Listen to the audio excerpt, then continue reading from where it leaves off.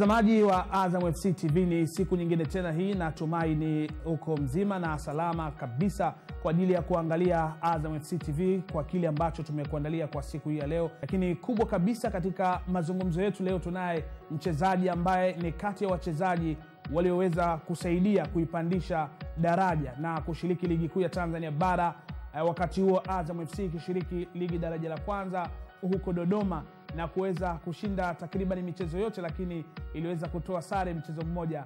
Lakini kaa tayari kwa kuweza kujua nani ambaye tutakuwa na mazungumzo naye katika sehemu yetu ya mazungumzo kwa siku hii ya leo.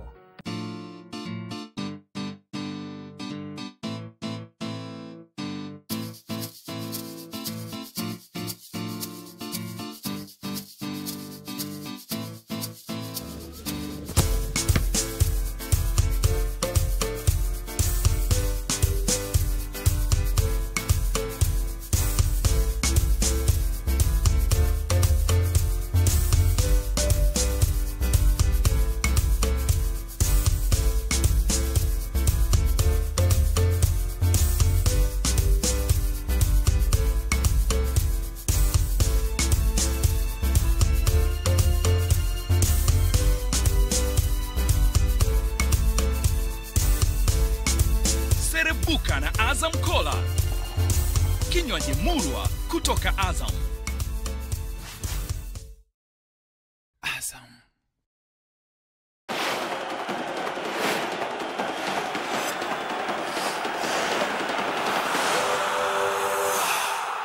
Mtazamaji wa Azam FC TV, tunaendelea na kipindi chetu, na kama nilipokuambia hapo awali, tutakuwa na mgeni ambaye ni mchezaji wa zamani ambaye ni kati ya wachezaji walioweza kuipandisha timu ya Azam kushiriki ligi kuu ya Tanzania bara. Kama nilivyokugusia hapo awali, ni Boniface Pawasa ambaye niko naye na tutafanya mazungumzo naye hapa ndani ya studio hizi moja kwa moja. Tutazungumza mawili matatu kuhusiana na timu hii ya Azam. Boniface Pawasa, karibu sana katika studio zetu. Asante sana ndugu mtangazaji, nashukuru sana. Naam. Kupata mwaliko huu. Karibu sana. Asante sana.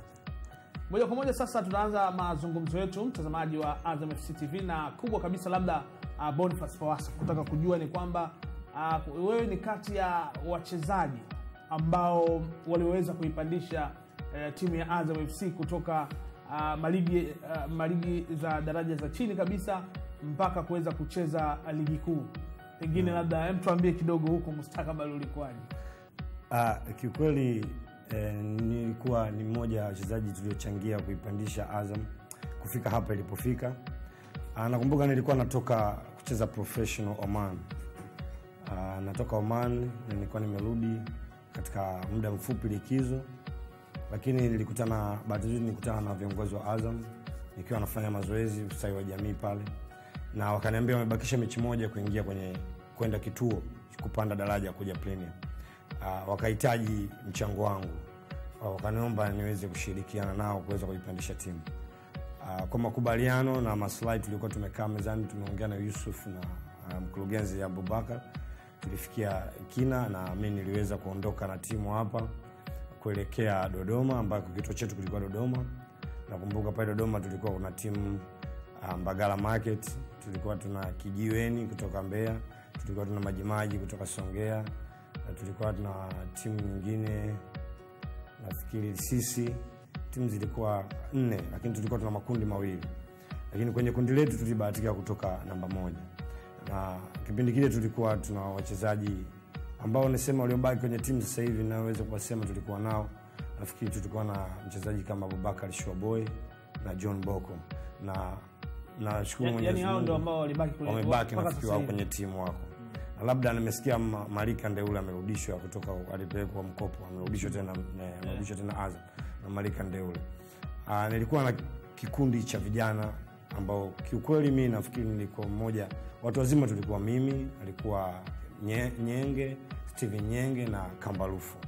Hao wenzangu niliwakuta wametoka na hii timu chini, lakini mimi nilikuja nikachukua pale timu na kwenda kwenye kituo kupanda kuja Premier League Dodoma.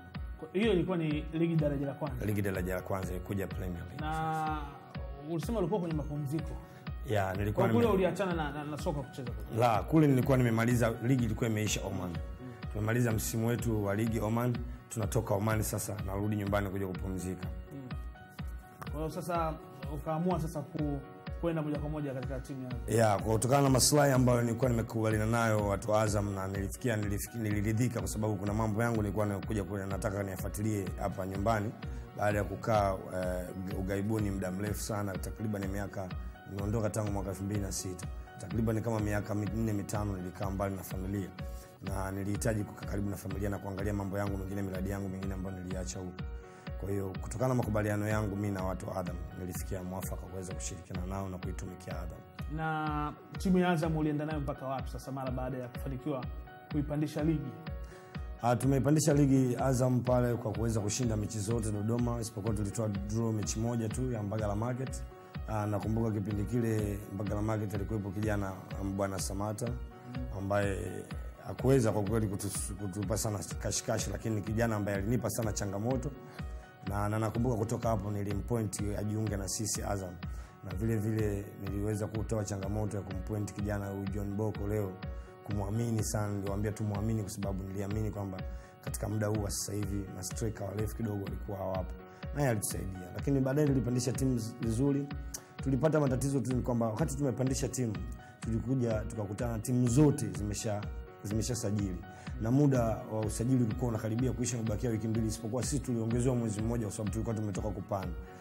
Hivyo ukaweza kuona kwamba tulihangaika huko na kule. Niliweza kufuata jamaa zangu niliocheza nao Rwanda, nikawaleta kama Vladimir Nyonkuma yule goalkeeper, nikajaribu kutafuta wachezaji wengine. Nilikuwa tuko kwenye mchakato wa kumleta Mafisango pia, marehemu Patrick Mafisango, lakini kwa mwaka ule wa kwanza haikuweza kufanikiwa kwa sababu naye alikuwa ameshajicommit na APR mkataba wa muda mrefu. Lakini finally tuliweza kupata kikosi ambacho tuliweza kubakisha timu kwenye ligi. Na unafikiri ukiangalia sasa Azam ambayo ilifanikiwa kupanda ligi na kucheza ligi kuu, ukiangalia sasa hivi na tofauti kipindi kile, labda kuna utofauti gani? Naweza kusema kuna tofauti kubwa nayoiona na kuna changamoto kubwa nayoiona. Nafarijika na maendeleo ya Azam. Anapendezwa sana na maendeleo ya Azam na plan yao. Nasema wana plan endelevu. Nafarijika kwa sababu naona inaleta changamoto kubwa ya mpira nchini. Katika muda mchache Azam iliyopanda, naweza kusema nawapa pongezi. Wameweza kutengeneza uwanja, wameweza kuwa na complex yao. Haya ni mafanikio ninayoweza kusema na natarajia niyaone tena kwenye timu zingine, au ni changamoto inayoleta kuleta kubadilika mpira nchi. Tumekuwa tukiwa na dhana ya Simba na Yanga huko nyuma, lakini naona Azam ni timu ambayo inakuja kubadilisha utamaduni ule wa Simba na Yanga uliokuwepo hapo zamani. Kwa hili nasema imepiga hatua na nafarijika na nawapongeza. Tofauti na mwanzo ni kwamba tulipanda katika mazingira ya ugeni wa ligi, wageni wa miundombinu, wageni wa itifaki za mpira wa ligi wa nchi. Kwa hiyo mwanzoni kidogo tulikuwa tuna wakati mgumu, lakini ninawashukuru wakurugenzi wa Azam FC Abubakar. Alikuwa mtu ambaye anajitoa, kila alikuwa mtu wa kusikiliza mawazo yetu. Tulidemand tupatiwe gari kwa sababu ya kusafiri kwa tukiwa comfortable, tufike vituoni tukiwa hatujachoka. Akawa mtu ambaye anatusikiliza na alijaribu kututengenezea mahitaji yetu yote pale tulipokuwa tunayahitaji. Kwa hiyo unafikiri kwamba Azam itafanikiwa sasa katika yale maudhui yake ambayo imejiwekea katika kubadilisha soka la Tanzania? Ni imani yangu thabiti kabisa kwamba Azam itafanikiwa, ila tu ninachoweza kujiuliza ni kwamba Azam kama Azam ni timu yenye malengo makubwa ambayo nahisi yako aidha kibiashara zaidi au kwa kuweza kuleta mabadiliko ya mfumo wa nchi, wa mpira wa nchi.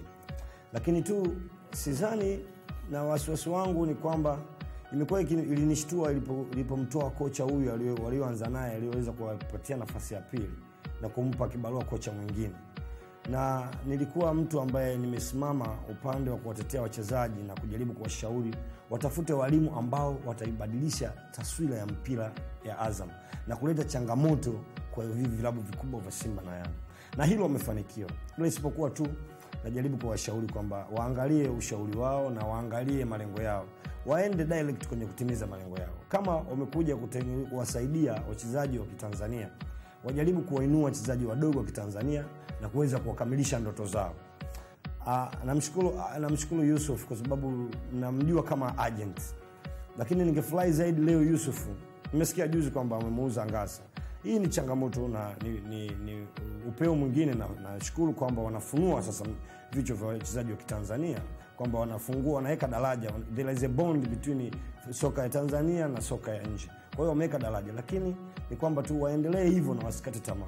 Ila tu waache, nafikiri sio muda mwafaka kwao wao kuanza kulumbana, kuingia kwenye malumbano ya vilabu vya Simba na Yanga. Wao waendelee na target yao. Nini lengo lao? Nini dhumuni lao? Nini baada ya miaka 5, 10 wanataka kufanya nini? Hilo mimi ningewashauri wafanye. Ni timu ambayo kiukweli ama kwa hakika mtazamaji wa Azam FC TV, kwa upande wangu mimi pia naweza kusema kwamba ni kati ya vilabu ambavyo vimepata mafanikio, kwa kuwa ilianza ligi kuu ya Tanzania bara kwa mafanikio ambayo mpaka sasa hivi haijaweza naweza kusema kushuka chini. Tangu imepanda ligi kuu daraja la kwanza mpaka hivi sasa wanacheza ligi kuu, na mpaka msimu uliopita wameshika nafasi ya pili. Yaani wamekwenda vizuri kiasi cha kwamba ni moja ya wawakilishi katika mashindano ya kimataifa kwenye kombe la shirikisho, na tunatarajia wataweza kufanya vizuri. Hili nalo unaweza kuzungumziaje? Mimi binafsi nikiangalia timu ya Azam FC kwa hichi kipindi cha sasa hivi, naenda anahudhuria baadhi ya mechi zao. Kumekuwa mpira lolote linaweza likatokea. Kulikuwa wamepoteza mechi muhimu, mechi za Simba na Yanga wamepoteza mwaka huu wa raundi iliyopita. Lakini ukiangalia kiuchezaji ni timu ambayo inaonekana kabisa imefundishika, timu ambayo inajengeka, timu ambayo ina dhamira ya kufanya kitu fulani. Mbali na mpira kama mpira, nafikiri pia Azam inataka kujitangaza kama Azam kibiashara worldwide. Na kupitia mpira Azam inaweza ikafanya marketing nzuri zaidi kwenye bidhaa za commodity zake bila kutumia gharama kubwa sana. Nafarijika au nashawishika na ujio usajili wao, na changamoto inayojaribu kutoa kuleta wachezaji wa kigeni ambao wanaweza kucompete kwenye namba zao, wakatetea namba zao, wakacheza. Nashawishika na mfumo wao, lakini tu kikubwa ni kwamba ningewashauri labda kwa experience yangu ningewashauri on this time wanayokwenda kushiriki katika mashindano ya CAF. Mpira hauna ugeni, mpira sasa hivi hauna ugeni. Ni huu mwaka wa kwanza, kama watacheza vizuri, wataweka target zao vizuri kwenye soka la kimataifa, na uhakika Azam wanaweza kufika mbali.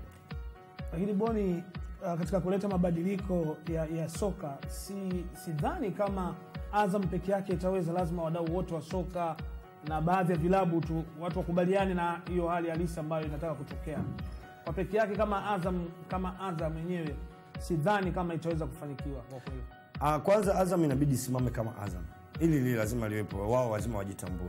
Liwepo la kwao kama Azam. Waangalie kiutendaji, waangalie wachezaji, timu yao, team spirit and team field, kwa sababu at the end of the day hata kama tutahitaji msaada kutoka kwa watu wengine, lakini bado on the field tutabaki kuwa kama Azam. Kwanza tutengeneze timu yetu iwe tayari kwenye mashindano, wachezaji wetu wawe tayari kuingia kwenye mashindano hayo makubwa kisaikolojia na kiuchezaji on the field.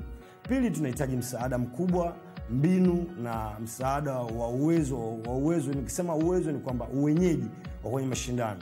Wadau wote wa TFF, wadau wengine wa mpira wa nchi hii, hasa hususan TFF na wadhamini wa ligi, waweze kujaribu kuwapa support. Ukiwapa support kwa sababu kama Azam inaweza yenyewe kujiwezesha, basi tuwape support angalau ya kisaikolojia, ya miundombinu, ya plani na fitna zingine zilizopo katika mpira wa Kiafrika. Lakini kuna watu unajua Pawasa hawataki kukubaliana kabisa na mabadiliko ya soka kwa dhana ya kwamba kama hali itaendelea hivi basi wenyewe bado wataendelea kunufaika katika soka la Tanzania. Mimi nakubaliana na wewe ndugu mtangazaji. Hili mimi naweza kulisema bayana. Kuna watu wapo kwenye medani ya soka kwa sababu ya maslahi yao binafsi, na kwa sababu wananufaika kwa namna moja au nyingine kupitia hii medani ya soka. Lakini watu hawa tujiulize, je, hawa watu wametoil na mpira? Hawa watu ni watu special? Kwa sababu nasikitika sana kuona kwamba kuna watu wana specialize agriculture. Leo hii ni mmoja wadau au viongozi wa juu katika ngazi ya mpira nchi. Kitu ambacho kinakwenda at the end of the day, huyu mtu anamaliza muda wake, anamejinufaisha, anatoka hapo kwenye mpira, bado sisi tuna mark time tu. Nilisema juzi kwenye gazeti moja la Dimba niliojua, nilisema hivi juzi, ligi hii ya Tanzania ipo kwa sababu ya kunufaisha nchi zetu za wenzetu. Leo hii ligi yetu ndio moja kati ya ligi bora nasema, na wachezaji wanalipwa vizuri Eastern Central, kanda huu Eastern Central. Lakini nasikitika juzi nakaa naangalia sisi wachezaji ambao walikuwa wamekuwa makapi wamekuja kwetu, wametoka hapa tukasema makapi, kuna Sentongo, wakina Wagaluka, hao wachezaji ambao sisi wanacheza kwetu hawakubalika, hao juzi wametufunga goli 3. Tunaenda wapi? Ni kwamba ni miundombinu yetu au ni utaratibu wetu wa muongozo wetu wa utaratibu wetu wa ligi yetu? Lakini tukiachana na hiyo ligi, mimi nasikitika nasema Azam inaweza kuleta mabadiliko. Azam inaweza ikawa kioo. Azam inaweza ikafungua barabara. Mtazamaji wa Azam FC TV, ni mazungumzo yetu hayo ambayo tunazungumza na mchezaji wa zamani wa timu ya Azam. Ni kati ya wachezaji ambao walipata fursa kuiwezesha timu ya Azam kushiriki ligi kuu ya Tanzania bara kwa kuweza kuipandisha katika mashindano ilipokuwa ikishiriki ya ligi daraja la kwanza. Niko na Boniface Pawasa ambaye pia alitumikia timu ya Azam katika ligi daraja la kwanza, na ni kama nilivyokuambia hapo, ni watu ambao wameweza kuiwezesha timu hiyo kuweza kushiriki sasa ligi kuu ya Tanzania bara. Yeye mwenyewe anajivunia katika hilo, ni kati ya wachezaji ambao kiukweli walipigana, ama sivyo? Sana walipigana sana. Kufanikiwa kwa timu ya Azam kushiriki mashindano ya kimataifa, kombe la shirikisho hilo, pengine hii ni nafasi gani kwao, hasa katika kuonyesha uwezo wa soka na kuwaonyesha Watanzania nini ambacho wanahitaji kufanya katika mashindano ya kimataifa, kwa kuwa watu wengi walikuwa wana hamu sana waone Azam ikipata nafasi ya kushiriki mashindano ya kimataifa. Watafanya nini? Mimi binafsi nasema nje na kuwapongeza, nasema huu ni wakati mwafaka wa wao kuonyesha mabadiliko ya mpira na kuondoa dhana ni Simba na Yanga tu. Nchi hii ndio klabu ambazo zinaweza zikaiwakilisha nchi, no. Pili, ni njia moja nyingine ya kubadilisha attitude ya wachezaji wa Kitanzania, kwamba sio lazima ucheze Simba na Yanga na ufikie mafanikio yale. Kwa hiyo unaweza ukacheza leo Mtibwa Sugar as long as inapata nafasi ya kuperform kwenye medani ya kimataifa, bado ukakuta wachezaji wengi wakashawishika kuja Azam, kwa sababu Azam leo hii ina nafasi ya kucheza medani za kimataifa, mechi za kimataifa. Kucheza mechi za kimataifa kwa mchezaji, ningejaribu kuwashauri wachezaji wenzangu wa Kitanzania, kuna kitu kinaitwa CV na kitu kinaitwa price tag. Wenzetu huko walioendelea Ulaya, kwa experience niliyokuwa huko nje, Mashariki ya Kati na huko Ulaya, kuna kitu kinaitwa CV, kuna kitu kinaitwa price tag. CV yako, ubora wa CV yako unakuingiza kwenye price tag. Nikisema price tag, unakuingiza, inakuincrease wewe gharama ya wewe kununuliwa kutoka klabu moja kwenda nyingine. Hii inaleta maendeleo kwenye wewe maisha yako, maendeleo kwenye wewe kipato chako. Kwa hiyo lazima wachezaji wa Tanzania wabadilike, wafike sehemu vision zao zibadilike, waangalie mbali, na wakiingia kwenye mashindano ya kimataifa wajitoe, wafanye vizuri ili wafike at least robo finali. Huko wanajitangaza, wanaweza kujiuza. Leo hii tunafarijika kuona kuna mchezaji wa Tanzania leo anacheza Arsenal. Inawezekana, hakuna kitu kinachoshindikana. Ile isipokuwa tu kujituma na discipline yao. Discipline of play na discipline yako mwenyewe. Unalala katika wakati mwafaka, unajitunza wewe mwenyewe, unajua thamani yako na unajitambua mwenyewe. Swali la mwisho Pawasa, ukilinganisha wewe umecheza nje. Ndio. Katika swala zima la uwekezaji, pengine unafikiri kuna utofauti gani labda Tanzania, kwa vilabu vya Tanzania na nje, na ukilinganisha kwa timu ya Azam ambayo imeamua sasa kuwekeza katika soka la Tanzania ili kuleta mabadiliko? Binafsi mimi nasema wenzetu wa nje wanatumia sana makampuni kuwezesha. Mimi sidhani labda kuna sheria ambayo ya TFF inaizibana hivi vilabu. Leo hii mimi nasema Azam imefungua njia kwa sababu imeweza kutumia bidhaa zake. Azam imeweza kusimama pale. Mimi natoa changamoto kwa makampuni. Nataka kushauri makampuni mengi nchi. Yapo makampuni yanatumia a lot of money kufanya marketing ya biashara zao, wakati duniani mpira ni sehemu ya kuweza kutangaza biashara yako kirahisi zaidi. Kwa hiyo natoa changamoto kwa makampuni mbalimbali ya nchi yajitokeze, aweze kuinvest kwenye mpira. Mpira ni sehemu ambayo unaweza kutangaza biashara yako na watu wakaweza kuona biashara yako kinjia rahisi zaidi. Leo tunaona Super Sport wanarusha baadhi ya mechi. Hii ni sehemu mwafaka kabisa, sehemu sahihi kabisa kuweza kutangaza biashara. Kwa hiyo naomba kampuni zijitokeze, ziweze kwenda kuzisaidia hizo timu za mikoani ili iweze kuleta changamoto kwenye ligi iwe bora, wachezaji walipo vizuri, wachezaji wajitolee na tuweze kupata timu ya taifa nzuri. Kuna vilabu ambavyo viko nje vinafanana na kama Azam katika uwekezaji au vimeweza kuzidi Azam? Vipo vilabu vinafanana na Azam katika uwekezaji, vingine vipo vimezidiwa na Azam. Nimekuwa APR Rwanda, lakini Azam leo imeweza kuzidi APR, even though APR inapata support kubwa kutoka on the government sector, especially military, lakini unaweza kukuta leo Azam ndani ya miaka 4 imeweza kucompete na timu kama imeweza kuinvest sawa kabisa na timu kama APR. Hata Abedi Pere alipokuja alisema imewekeza vizuri sana. Mtazamaji wa Azam FC, mpaka hapo tunahitimisha mazungumzo yetu ya studio, na nilikuwa na Boniface Pawasa. Asante sana, ni kati ya wachezaji ambao kiukweli waliwezesha timu ya Azam kushiriki ligi kuu ya Tanzania bara na kupigana vizuri kabisa. Mashindano ya ligi daraja ya kwanza yalikuwa yakifanyika kule Dodoma. Asante sana Boniface Pawasa, tutakutana siku nyingine tena katika kujadili mawili matatu kuhusiana na masuala mzima ya kimichezo. Asante, nishukuru sana. Mpaka hapo ndio tunahitimisha mazungumzo yetu, mtazamaji wa Azam FC TV, lakini nakusihi tuendelea kuiangalia Azam FC TV. Bado tuna mambo mazuri ambayo kwa siku ya leo tumekuandalia, na tunapata mapumziko mafupi kutoka kwa Azam Kola. Tukirejea moja kwa moja tunakwenda kwenye exclusive interview.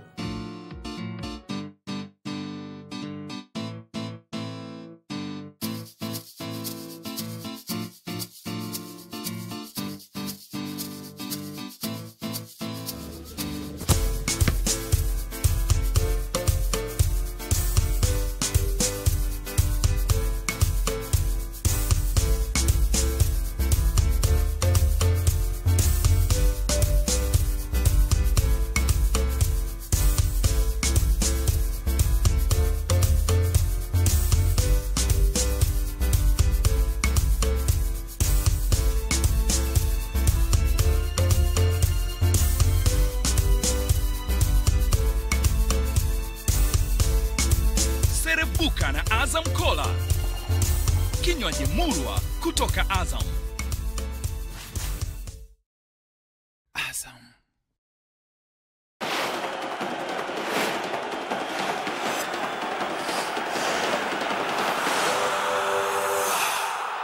Mtazamaji wa Azam FC TV, natumai kabisa umeweza kuyaelewa mazungumzo yetu kwa siku ya leo na mchezaji huyo wa zamani Boniface Pawasa, ambaye kama nilipokuambia hapo awali alikuwa akitumikia timu ya Azam FC kwa wakati huo ilipokuwa ikishiriki ligi daraja la kwanza.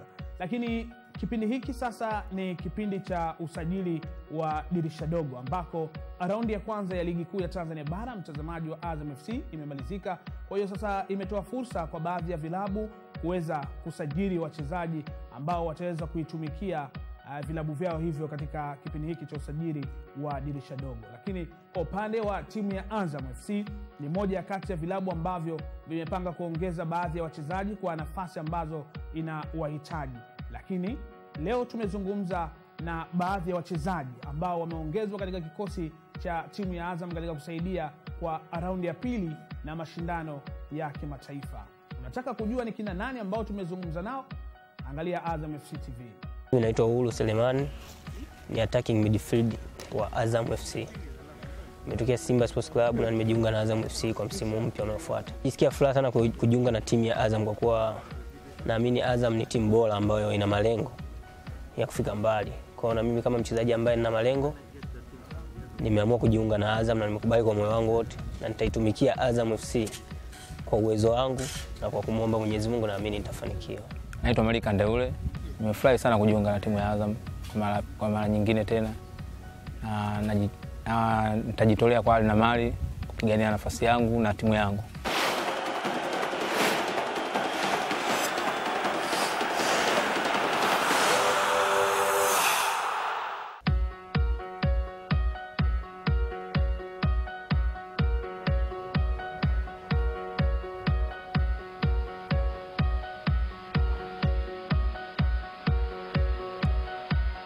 Wengi hupenda kuniita Shua Boy. Ni mtoto wa kwanza katika familia ya mzee Abubakar. Sisi tuko watatu. Historia yangu mimi ya mpira nimeanzia Mchangani, timu ya Zaragoza. Nimecheza kwa muda wa mwaka mmoja. Kutoka hapo nikaenda France Ranger, ndipo nikafika Azam. Nacheza namba nyingi, nacheza winga wa kushoto, winga wa kulia, namba 10. Lakini ya sasa hupenda kucheza midfield. Mimi nimeanzia mbali. Nimesoma shule ya Utinda la kwanza mpaka la 7. Baada ya kutoka hapo nikasoma sekondari Tegeta. Nikaishia form 2 kutokana na mpira ulichukua nafasi. Nikaamua kuacha shule, nikabezi kwenye mpira, ndio nikafika hapa. Uswahilini mambo hayo yapo, lakini mimi imani yangu sikubaliani nayo. Cesco Fabregas. Shwaboy jina kama la kulisi tuseme. Alikuwa anatumia baba. Naona wapenda soka wengi upenda kuniita hivyo. Nadhani kupitia baba wamelihamishia kwangu. Baba Marage. Tofauti ipo kubwa. Kwanza niko nafundishwa na makocha ambao tuseme hawajasoma kama mtu tu Uswahilini, lakini sasa hivi nafundishwa na mwalimu wa Kizungu, afu naona amesoma. Kwa hiyo kuna vitu vingi nimepata. Kwenye kucheza nimebadilika, yani nilipokuwa natoka na sasa hivi yako mabadiliko makubwa.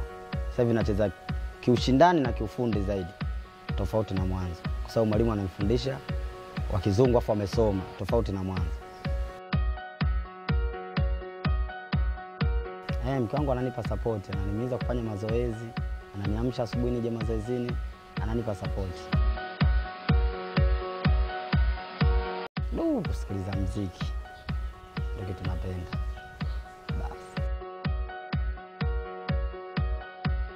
Mimi nasema kwamba mpira wa kibongo kitu ambacho mimi nimejifunza, yani tusipende kusikiliza watu.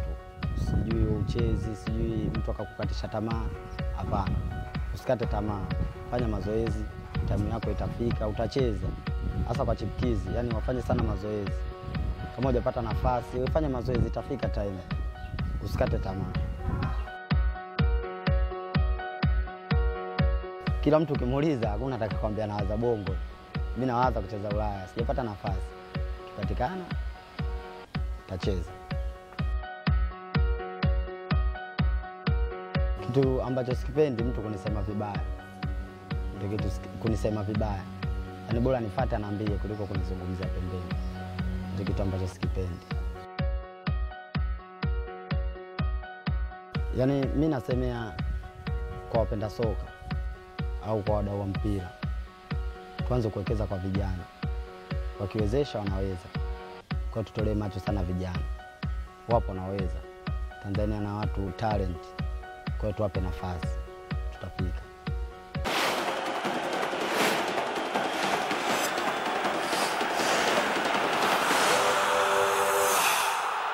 Mpaka hapo tunafikia mwisho wa Azam FC TV. Naamini kabisa utakuwa umeweza kuburudika kwa kile ambacho umekuwa ukikiangalia kwa muda wote ambao ulikuwa nasi katika show ya Azam FC TV. Sisi hapa tena hatuna cha ziada.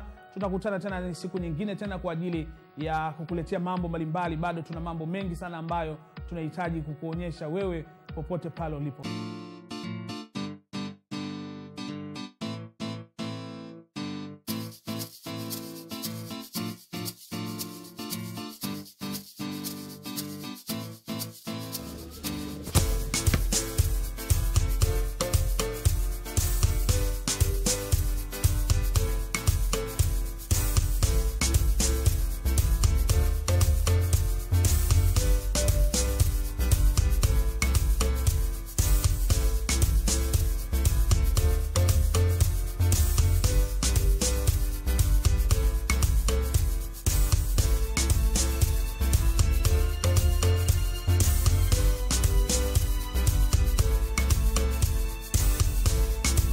Serebuka na Azam Cola, kinywaji murwa kutoka Azam.